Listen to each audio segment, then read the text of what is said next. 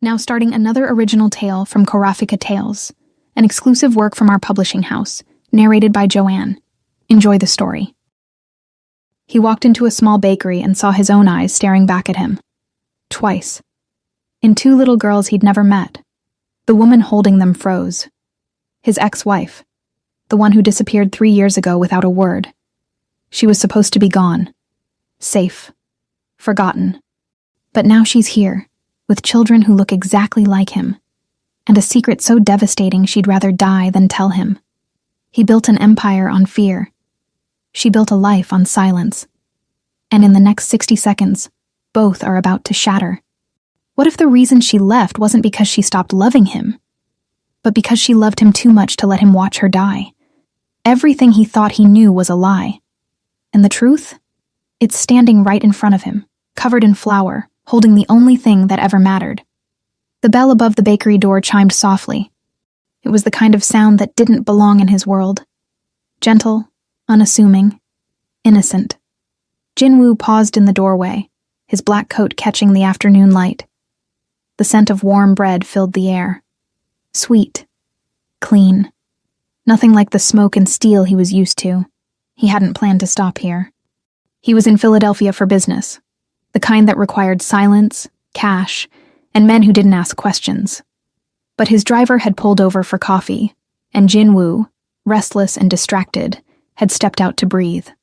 The bakery was small, charming, the kind of place that sold dreams wrapped in pastry. He almost turned around. Then he saw her. She stood behind the counter, her back to him, tying a white apron around her waist. Dark curls pulled into a loose bun, a dusting of flour on her forearms. She moved with the same quiet grace he remembered, efficient, focused, lost in the rhythm of her work.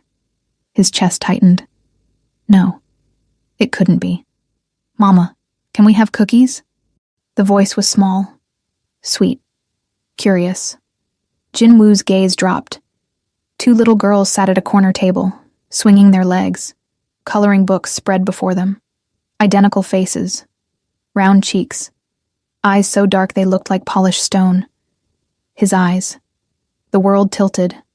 One of the girls looked up, and for a moment, just one impossible, breathless moment, Jinwoo forgot how to move. She smiled at him, shy and open, and his heart stopped. "Mama, there's a man." The woman at the counter froze. Her shoulders stiffened. The cloth in her hand slipped, hitting the floor with a soft thud. She didn't turn around. Didn't move. Didn't breathe. Jinwoo took a step forward. Amara. Her name fell from his lips like a prayer, like a curse. She turned slowly. And there she was. Amara. His Amara. The woman who had disappeared 3 years ago without explanation, without goodbye, without mercy. The woman he had searched for until his men came back empty-handed and his rage had turned cold. She looked different. Softer. Tired. There were shadows under her eyes that hadn't been there before. A thinness to her face that made her seem fragile. But her gaze, God, her gaze, was still steady. Still defiant. Still the only thing in the world that had ever made him feel small. Jinwoo. His name on her tongue was a wound reopening. "What are you doing here?" Her voice was low, controlled, but he heard the tremor beneath it. "I could ask you the same thing." His eyes moved to the girls. "Who are they?" Amara's jaw tightened. "Customers are waiting." "Don't." His voice cut through the warmth of the bakery like ice. "Don't pretend I'm a stranger." One of the girls slid off her chair and walked over, holding up a crayon drawing. "Do you like it?" Jinwoo looked down. The drawing was simple. A house, a tree, 2 stick figures holding hands. The kind of innocence that didn't exist in his world. "It's beautiful," he said quietly. The girl beamed. "I'm Isla, that's Ivy." She pointed to her sister, who watched from the table with wide, cautious eyes. "We're 3. 3. The number hit him like a fist to the chest. 3 years. He looked at Amara. "Are they? Go color, baby." Amara's voice was gentle but firm. She knelt down, brushing a hand over Isla's curls. "Mama needs to talk to the nice man." Isla nodded and skipped back to her sister. Jinwoo waited until they were out of earshot. They're mine. It wasn't a question. Amara stood, wiping her hands on her apron. You need to leave. Answer me. Jinwoo. Answer. Me. She met his gaze, and for the first time since he'd walked in, he saw fear. Not of him, of something else. Something deeper. Yes, she whispered. They're yours. The air left his lungs. You were pregnant. His voice was hoarse. When you left. You were carrying my children and you didn't tell me. I had my reasons. Reasons? The word came out sharper than he intended. He stepped closer, lowering his voice. You disappeared. Vanished. I tore this city apart looking for you. Do you know what I thought? That someone had taken you, hurt you, killed you. I'm sorry. Sorry? He laughed, bitter and cold. You don't get to be sorry. You don't get to take my daughters from me and call it protection. They're safe here. Her voice cracked. They're happy. They don't know what you are. What I am?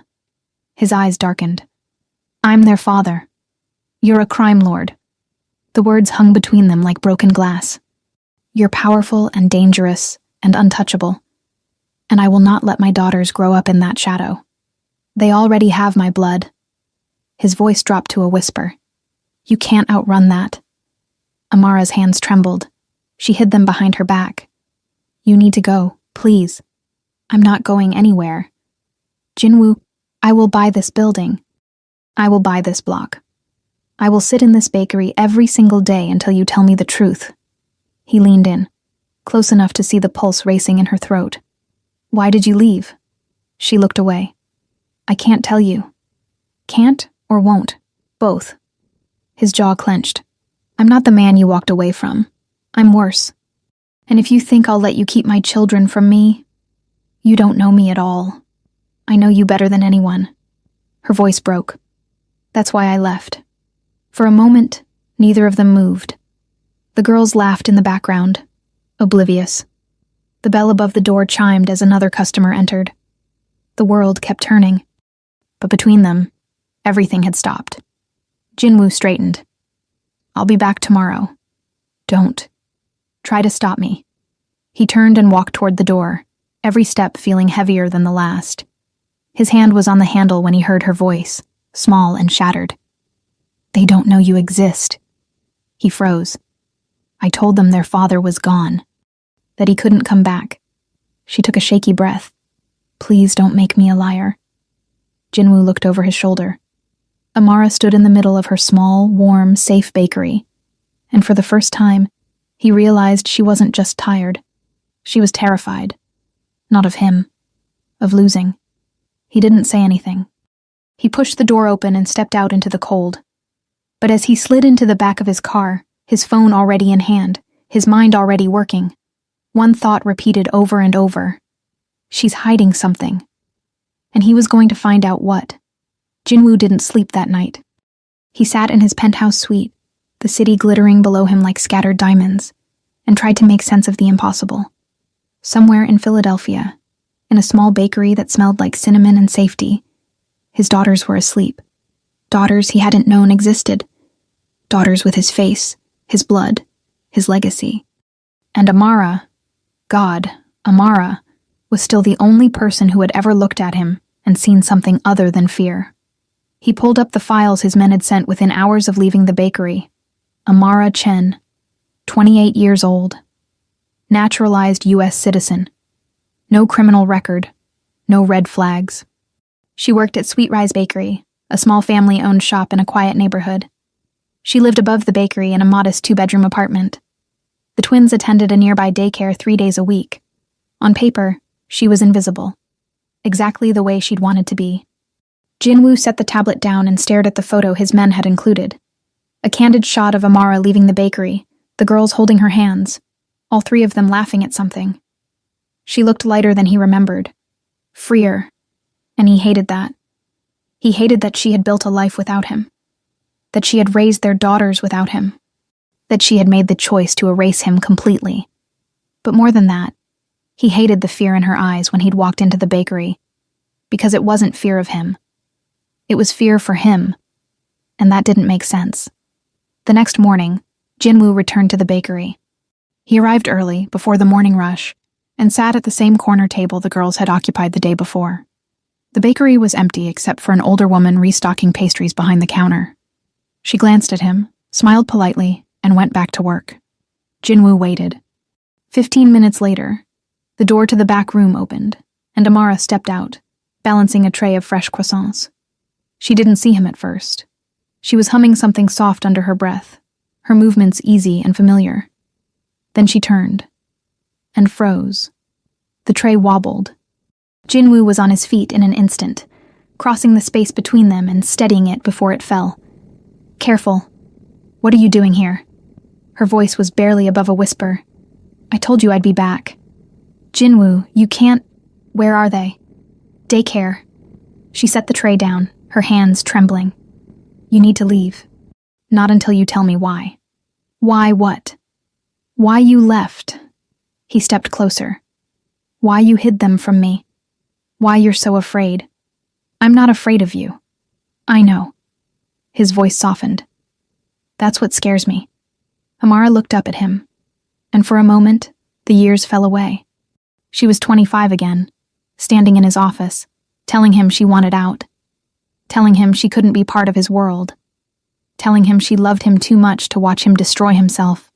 He had let her go. It was the only mercy he'd ever shown anyone. And now, standing in this small bakery with flour on the counters and sunlight streaming through the windows, he realized it had been the biggest mistake of his life. "I can't do this," she said quietly. "Do what?" "Pretend you're just someone who walked into my bakery. Pretend you don't matter." Her voice cracked. "You do matter, Jinwoo. You always did. But that doesn't change anything. It changes everything." He reached out, hesitated, then let his hand fall. "I have daughters. You took that from me." "I didn't take anything." Her eyes filled with tears. "I protected them." "From what?" "From you." The words hit harder than any blow he'd ever taken. "You think I would hurt them?" His voice was dangerously low. "No." She shook her head quickly. "No, that's not—" She took a breath, steadying herself. "You're a good man, Jinwoo. I've always known that. But you're also a king in a world that doesn't forgive weakness. And children make you weak. Is that what you think they are? Weakness? No." Her voice broke. "They're everything. And that's why I left. Because if your enemies ever found out about them—" She stopped, unable to finish. Jinwoo's jaw tightened. He understood. God help him, he understood. "I would have protected you," he said quietly. "All of you. I know." She smiled, sad and small. "That's what I was afraid of. You would have burned the world down to keep us safe. And eventually, the world would have burned you back. So you chose to run. I chose to survive." She wiped her eyes. "And now you need to let us keep surviving. Please." Jinwoo stared at her for a long moment. Then he pulled out his phone and set it on the counter between them. "What's that?" Amara asked. "My private number, in case you need me." "Jinwoo." "I'm not going anywhere, Amara. But I'm not going to force my way into their lives either." He met her gaze. "I'll wait, however long it takes. And when you're ready to tell me the truth, the real truth, I'll be here." He turned to leave. "Jinwoo." He stopped. "Why are you really here? In Philadelphia?" He looked back at her. "Business." "What kind?" "The kind I don't talk about." She nodded slowly. "How long are you staying?" "As long as it takes."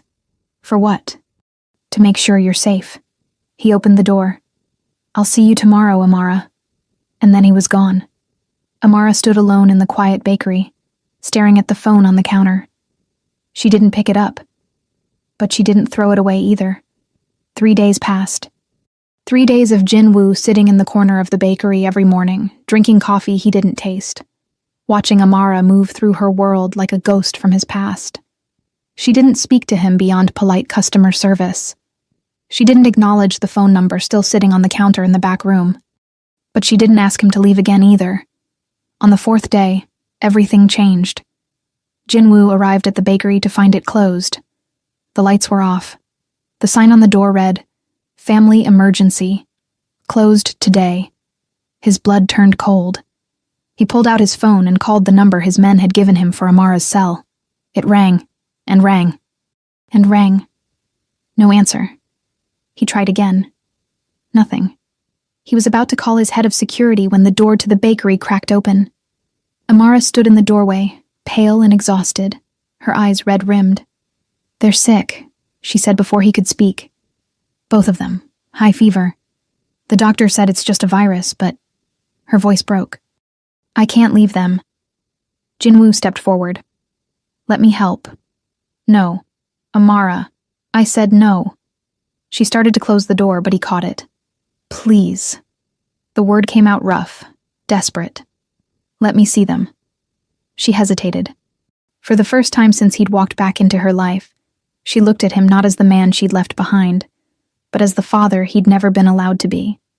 "They don't know you," she whispered. "Then let me fix that." She stared at him for a long moment. Then she stepped aside. The apartment above the bakery was small, but warm. Soft lighting. Comfortable furniture. Photos on the walls. Amara and the girls at the park, at the beach, laughing in the rain. A life he hadn't been part of. The girls were on the couch, wrapped in blankets, watching cartoons. Isla's cheeks were flushed, her eyes glassy. Ivy was curled into a ball, clutching a stuffed bear. They looked so small, so fragile. Jinwoo felt something crack inside his chest. "Mama?" Isla looked up. "Who's that?" Amara knelt down beside her. "This is a friend. He came to check on you." Isla studied him with the same intensity Jinwoo had seen in the mirror his entire life. "You came yesterday too." You have two options. Keep watching short clips. Unlock the full story now. 14 full episodes. New content every week. Listen anytime, anywhere, no interruptions. Exclusive members-only area. Choose the story theme once a week. Scan the QR code now. Access is closing. And the day before. I did. "Do you like our mama?" Jinwoo's gaze flicked to Amara. "Very much." Isla smiled. "Me too." Ivy coughed, soft and weak, and Jinwoo's chest tightened. Without thinking, he knelt down beside the couch. "Can I get you anything?" he asked gently. "Water? Juice?" Ivy looked at him with tired eyes. "Will you stay?" The question was so simple, so innocent, so devastating. Jinwoo glanced at Amara. She didn't say anything, didn't nod, didn't give permission, but she didn't say no.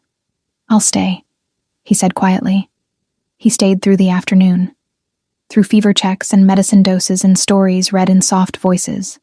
He stayed while Amara made soup in the tiny kitchen, her movements slower than usual, exhaustion pulling at her like a weight. He stayed because, for the first time in 3 years, he wasn't a king. He was just a man sitting on the floor beside his daughters, wiping tears and smoothing hair and whispering promises he wasn't sure he could keep. "You're good at this," Amara said quietly. They were in the kitchen. The girls had finally fallen asleep, their breathing steady and soft. At what? Being a father. Jinwoo looked down at his hands. "I don't know how. Neither did I." She smiled, sad and small. "But we figure it out, because we have to." You shouldn't have had to do it alone." "I wasn't alone." She gestured to the photos on the wall. "I had them. That's not the same." "I know." They stood in silence, the weight of everything unsaid pressing down like gravity. "Why won't you tell me?" Jinwoo asked finally. "The real reason you left?" Amara looked at him, and for the first time he saw it. The truth she'd been hiding. Not fear.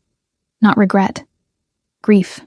"Because if I tell you," she whispered, "you'll never let me go. I won't let you go anyway. Jinwoo, you don't understand." He stepped closer. "I spent 3 years convincing myself I could live without you. That I could build my empire and forget your name. And maybe I could have. Maybe I would have." His voice dropped. "But then I walked into that bakery, and I saw them, and everything I thought I knew, everything I thought I wanted, disappeared." "Don't," she breathed. "I don't care about the empire. I don't care about the power. I don't care about any of it.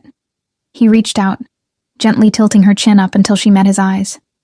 I care about you. And them. And whatever secret you're carrying that's killing you from the inside. Tears slipped down her cheeks. I'm dying, Jinwoo. The world stopped. What? I have a heart condition. Congenital. Progressive. Incurable. Her voice was steady now. Resigned. When I found out I was pregnant, the doctors told me carrying twins would kill me. That I needed to terminate. That it was the only way to survive. Jinwoo couldn't breathe. I didn't tell you because I knew what you'd do. You would have made me choose. You would have sacrificed them to save me. She smiled through her tears. And I couldn't let you carry that. So I left. I disappeared. I gave birth to our daughters and prayed I'd live long enough to see them grow. How long? His voice was hoarse. I don't know. Could be a year, could be 10. The doctors can't say. There has to be treatment, surgery, something. There's nothing. She touched his face gently. I've made my peace with it. Well, I haven't. Jinwoo. No. His voice was steel. I didn't find you after 3 years just to lose you again. If you won't fight for yourself, then I'll fight for you. You can't fix this. Watch me. She started to protest, but he silenced her with a look. The same look that made emperors kneel and armies scatter. But when he touched her face, his hands were gentle. You should have told me. I know. You should have trusted me. I do trust you. That's the problem. She leaned into his touch. You'd burn the world for me. And I can't let you do that. Too late, he whispered. And then, for the first time in 3 years, Jinwoo kissed the only woman he'd ever loved. It was soft, careful, a promise wrapped in grief. When he pulled back, Amara was crying. I'm not letting you go, he said quietly. Not this time. Not ever. You might not have a choice. Then we'll make the most of whatever time we have. She didn't argue. She was too tired, too broken, too hopeful. So she just nodded and let herself believe for one moment that maybe miracles were real. Jinwoo didn't leave Philadelphia. He canceled meetings in New York, Seoul, and London. He delegated operations to his most trusted lieutenants. He moved his entire command structure to the East Coast and told his men one thing: find a cure. The world's best cardiologists, experimental treatments, clinical trials that hadn't been approved yet. He didn't care about the cost. He didn't care about the risk. He cared about keeping Amara alive. But medicine was slow, and time was a luxury they didn't have. 2 weeks after the truth came out, Amara collapsed. It happened in the bakery, mid-morning, while she was pulling a tray of scones from the oven. One moment she was steady. The next, her knees buckled, and she hit the floor hard. Jinwoo was there in seconds. He'd been sitting in his usual corner, laptop open, pretending to work while really just watching her move through the space she'd built without him. Amara! He was on the ground beside her, hands shaking as he checked her pulse. Steady. Weak, but steady. Her eyes fluttered open. I'm fine. You're not fine. Jinwoo, we're going to the hospital, now. I can't. She tried to sit up, but he stopped her. The girls, they're upstairs. I can't leave them. I'll call someone. Who? Anyone. His voice cracked. I don't care. You need a doctor. She reached up, touching his face. I've seen doctors. They can't help. Then I'll find ones who can. Jinwoo. Her voice was so soft, so tired. You can't save me. Yes, I can. He lifted her carefully, cradling her against his chest. I can, and I will. Even if it means tearing this world apart. She didn't argue. She just closed her eyes and let him carry her. The hospital was pristine, private. The kind of place where money bought silence and discretion. Jinwoo had called ahead. By the time they arrived, a full cardiac team was waiting. Amara was admitted immediately. The girls stayed with Mrs. Patterson, the bakery's co-owner, a kind woman in her 60s who had become something like a grandmother to the twins. Jinwoo stayed by Amara's side. He didn't leave when the doctors ran tests. He didn't leave when they wheeled her into imaging. He didn't leave when visiting hours ended, and the nurses politely suggested he go home. He just sat in the uncomfortable chair beside her bed and watched her sleep. At some point, his phone buzzed. A message from his second-in-command. Situation in Seoul requires your attention. Rival family making moves. Need you back. Jin-woo stared at the message for a long time. 3 months ago, he would have been on the next flight. 3 months ago, power was the only thing that mattered. 3 months ago, he was a king who believed empires were built on fear. Now, he was just a man sitting beside the woman he loved, watching her fight a battle he couldn't win for her. He typed back, "Handle it." The response came immediately. "It's not that simple." Jin-woo's jaw tightened. He stood, stepping out into the hallway, and dialed. His second-in-command answered on the first ring. "Boss? I don't care what they're doing. Shut it down. It's the Park family. They're moving on our territory. If we don't respond, then respond." Jin-woo's voice was ice. "You don't need me for that. With all due respect, they're not going to back down unless you're here. They think you're weak, that you've gone soft. Maybe I have." Silence. "Boss? Handle it, Min-jae. I'm not coming back." "What about the Empire?" Jin-woo looked through the window into Amara's room. She was still sleeping, her chest rising and falling in a rhythm that felt too fragile. "The Empire doesn't matter." "Boss, it doesn't matter." His voice broke. "None of it matters if she dies." Another long silence. Then quietly, "Understood. I'll take care of it. Thank you." He hung up and walked back into the room. Amara's eyes were open. "You should go," she said softly. "I'm not going anywhere. Your world is falling apart. Let it." "Jin-woo, I mean it." He sat down beside her, taking her hand. "I built that empire because I thought power was the only thing worth having. But I was wrong. Power is nothing. Control is nothing. Fear is nothing." He pressed her hand to his lips. "You are everything, and I'm not losing you." Tears slipped down her cheeks. "What if you don't have a choice?" "Then I'll make one." She smiled, sad and broken. "You can't fight death. Watch me." The doctors came in an hour later with results. The lead cardiologist, Dr. Evans, a woman in her 50s with kind eyes and a no-nonsense demeanor, pulled up a chair. "Ms. Chen, I'm not going to sugarcoat this. Your condition has progressed. The strain from carrying twins accelerated the damage to your heart. Right now, you're in stage 3 heart failure." Amara's hand tightened around Jin-woo's. "How long?" Jin-woo asked.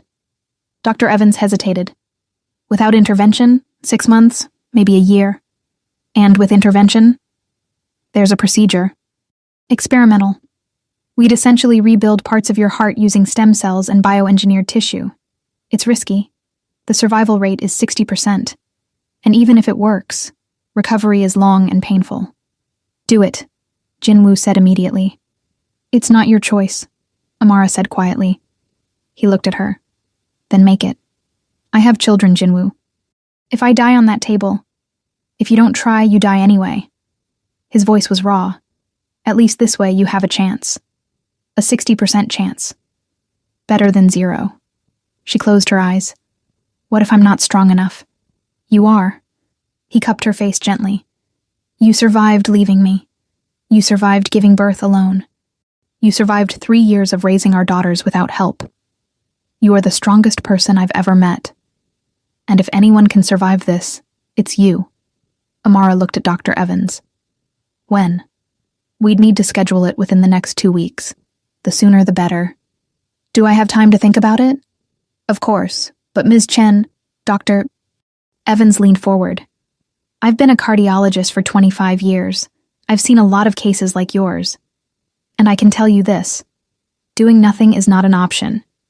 Not if you want to see your daughters grow up." Amara's breath hitched. "Okay," she whispered. "Okay, let's do it." Dr. Evans nodded. "I'll start prepping the team." When they were alone again, Amara turned to Jin-woo.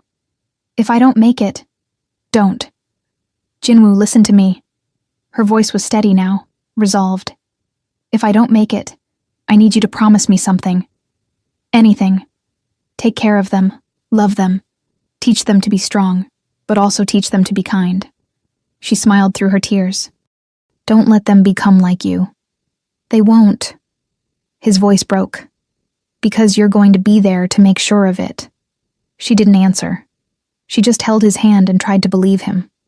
The surgery was scheduled for a Thursday morning. Jinwoo spent the days leading up to it in a state of controlled chaos. He liquidated assets, transferred power, and made arrangements he never thought he'd make. His men were confused. His rivals were circling. His empire was bleeding from 1,000 cuts. He didn't care. He only cared about one thing, making sure Amara had everything she needed to survive. The night before the surgery, he took the girls to see her. They were too young to understand what was happening, too innocent to grasp the weight of the moment. But they knew something was wrong. They'd felt the shift in the air, the way their mother held them a little tighter, the way this stranger who had become a constant presence looked at them with eyes full of things they couldn't name.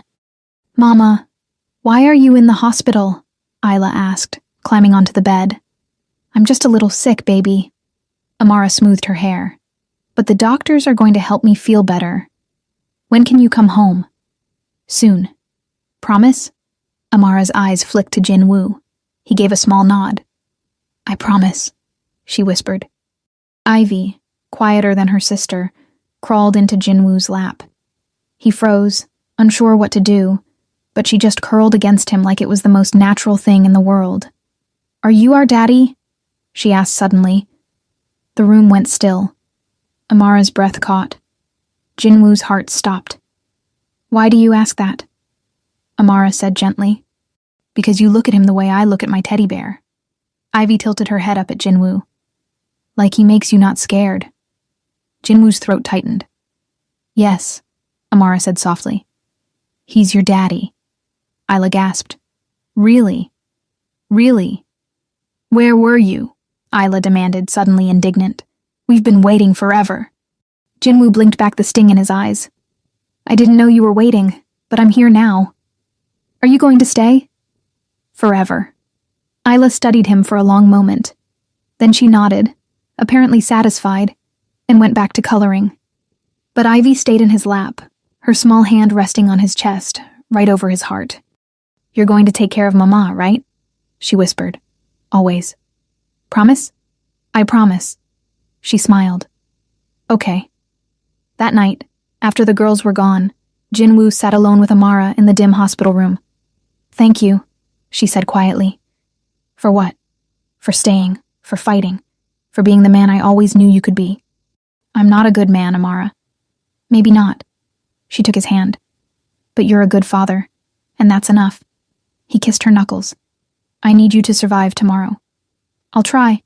"Not good enough. I need you to fight." "I will. Promise me." She met his gaze. "I promise." He leaned forward, resting his forehead against hers. "I love you. I've always loved you, even when I was too much of a coward to say it." "I know." She smiled. "I love you too." They stayed like that for a long time, holding each other in the quiet, pretending the morning would never come. But it did. The surgery took 11 hours. Jinwoo paced the waiting room like a caged animal. His men stood guard outside, silent and uneasy. His phone buzzed relentlessly. Messages from Seoul, threats from rivals, updates on situations he no longer cared about. He ignored all of it. At hour 6, Dr. Evans came out briefly. "She's stable. We're halfway through. So far, so good." At hour 9, complications. Her heart stopped for 40 seconds. They brought her back. Jinwoo nearly destroyed the waiting room. At hour 11, Dr. Evans emerged, exhausted, but smiling. She made it. Jinwoo's knees almost buckled. "She's in recovery. It'll be a few hours before she wakes up, but the procedure was successful. Her heart is functioning. She's alive." He couldn't speak. He just nodded, over and over, until Dr. Evans squeezed his shoulder and walked away. When they finally let him see her, Amara was pale and still, machines beeping softly around her. But her chest was rising and falling. Steady. Strong. Alive. Jinwoo sat beside her and took her hand. "You did it," he whispered. "You fought. And you won." Her fingers twitched. He held his breath. Then her eyes fluttered open. Jinwoo? I'm here. She smiled, weak but real. Did I keep my promise? You did. Good. Her eyes drifted closed again. Now you have to keep yours. I will. And he meant it. The first week after surgery was the hardest. Amara woke in intervals, her body fighting against the pain, against the trauma of being opened and rebuilt. Jinwoo never left her side. He learned the rhythm of her breathing, the way her face would tighten before the pain hit, the exact moment to call for the nurses. He learned patience in that hospital room. Not the cold, calculated patience of a man who waited for his enemies to make mistakes, but the raw, desperate patience of someone who would wait forever if it meant she would heal. The girls came to visit every day. Mrs. Patterson brought them after daycare, their small hands clutching drawings and flowers they'd picked from the park. They would climb carefully onto the bed, mindful of the wires and tubes, and tell their mother about their day in voices that tried so hard to be brave. Jinwoo watched them and felt something break and rebuild inside his chest with every visit. On the 8th day, Amara took her first steps. It was only 10 feet. From the bed to the window and back. But she did it without help, her hand gripping Jinwoo's arm for balance, her breath coming in short gasps.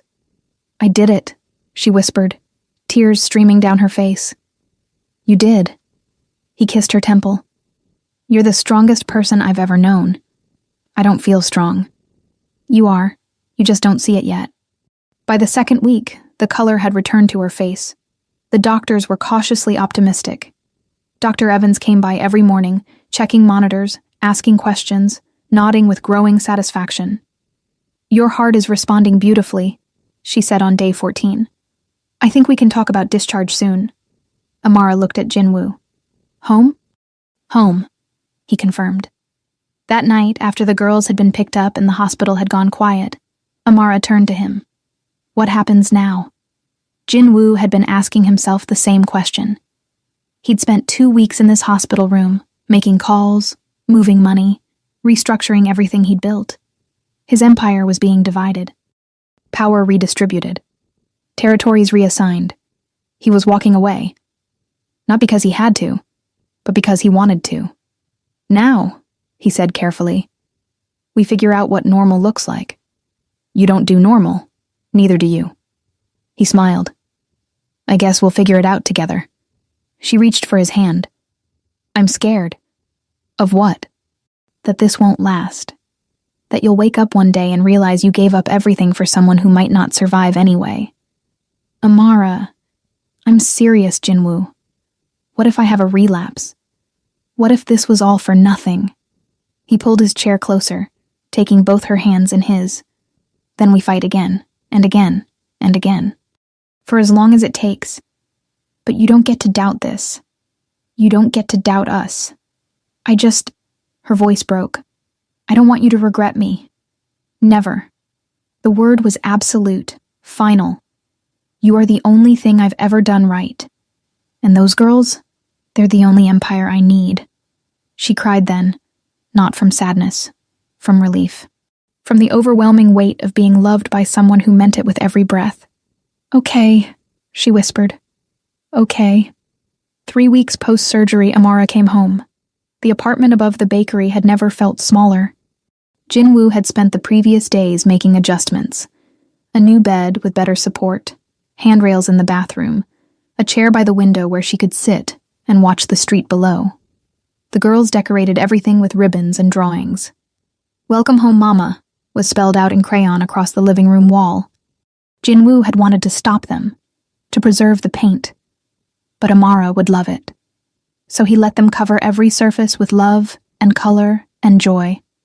When they carried her up the stairs, Isla and Ivy were waiting at the door, bouncing with excitement. Mama! They rushed forward, then stopped, suddenly careful. Are you okay? I'm perfect. Amara knelt down slowly, gathering them both in her arms. I missed you so much. We missed you too, Ivy said. Daddy made us breakfast, but it wasn't as good as yours. Jinwoo raised an eyebrow. I thought you said it was delicious. We were being nice, Isla said seriously. Amara laughed. really laughed, for the first time in weeks. And Jinwoo felt something inside him settle. A piece he hadn't known was missing, sliding back into place. This was home. Not the penthouse in Seoul. Not the estate in New York. Not any of the properties he'd acquired over the years to prove he'd won. This small apartment above a bakery in Philadelphia, with flour dust on the counters, and crayon on the walls, and 2 little girls who looked at him like he'd hung the moon. This was home. You have 2 options. Keep watching short clips. Unlock the full story now. 14 full episodes. New content every week. Listen anytime, anywhere, no interruptions. Exclusive members-only area. Choose the story theme once a week. Scan the QR code now. Access is closing.